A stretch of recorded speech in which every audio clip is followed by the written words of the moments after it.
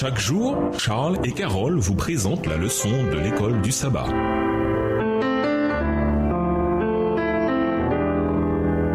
Bienvenue dans votre émission Dieu nous parle. Nous voilà de mercredi, responsabilité terrestre et conséquences célestes. Lisons Marc 12 et versets 13 à 27. Quel incident se déroule ici et quelle vérité Jésus enseigne-t-il? Marc 12 et versets 13 à 27. Ils envoyèrent auprès de Jésus quelques-uns des pharisiens et des hérodiens afin de le surprendre par ses propres paroles. Et ils vinrent lui dire, « Maître, nous savons que tu es vrai et que tu ne t'inquiètes de personne, car tu ne regardes pas à l'apparence des hommes et tu enseignes la voie de Dieu selon la vérité. Est-il permis ou non de payer le tribut à César? Devons-nous payer ou ne pas payer ?» Jésus, connaissant leur hypocrisie, leur répondit, « Pourquoi me tentez-vous? Apportez-moi un denier afin que je le voie. » Verset 16. Ils en apportèrent un et Jésus leur demanda, « De qui sont cette effigie et cette inscription? » « De César, lui répondirent-ils. Alors il leur dit, « Rendez à César ce qui est à César et à Dieu ce qui est à Dieu. » Et ils furent à son égard dans l'étonnement. Les Sadducéens qui disent qu'il n'y a point de résurrection vinrent auprès de Jésus et lui firent cette question. « Maître, voici ce que Moïse nous a prescrit. Si le frère de quelqu'un meurt et laisse une femme sans avoir d'enfant, son frère épousera sa veuve et suscitera une postérité à son frère. Or, il y avait 7 frères. Le premier se maria et mourut sans laisser de postérité. »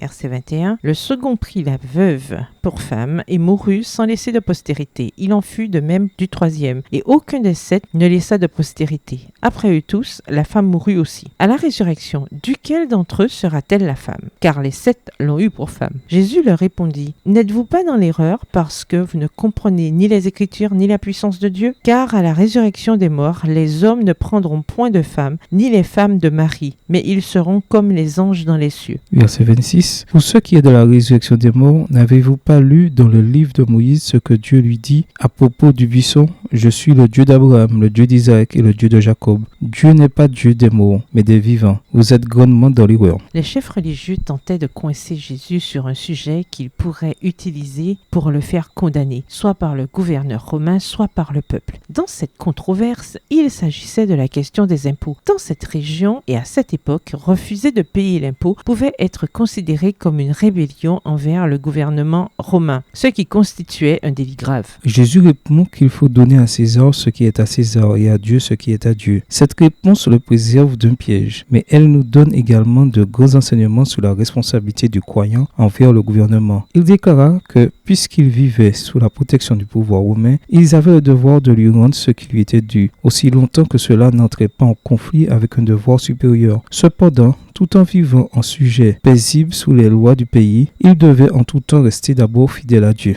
Extrait du livre Jésus-Christ, chapitre 66, page 546, livre écrit par Ellen G. White. Ce qui suit est une question sur la résurrection des morts. Les Sadducéens étaient un groupe religieux qui n'acceptait que les 5 livres de Moïse comme canoniques et ne croyait pas à la résurrection des morts. Le scénario qu'ils présentent à Jésus avec 7 frères et une femme est probablement fictif. D'après la loi de Moïse, quand un homme mourait sans laisser de fils, son frère devait épouser la veuve. Et les enfants qui naissaient de cette union devenaient légalement ceux du défunt. Deutéronome 25, les versets 5 à 10. En cherchant à discréditer la doctrine de la résurrection, les Sadducéens pointent du doigt un dilemme moral. À la résurrection, qui sera le mari de cette femme? Jésus contre leur argument en 2 étapes, en se référant aux Écritures et à la puissance de Dieu. D'abord, il décrit la puissance de Dieu lors de la résurrection et indique qu'il n'y aura pas de mariage au ciel. Puis, il défend la doctrine de la résurrection en invoquant Exode 3, les versets 1 à 22, où Dieu indique qu'il est le Dieu d'Abraham, d'Isaac et de Jacob. Jésus sous-entend que cela signifie qu'ils seront ressuscités. Ils ne peuvent pas rester morts si Dieu est vraiment le Dieu d'Abraham, d'Isaac et de Jacob, qui sont pour l'instant morts. Si quelqu'un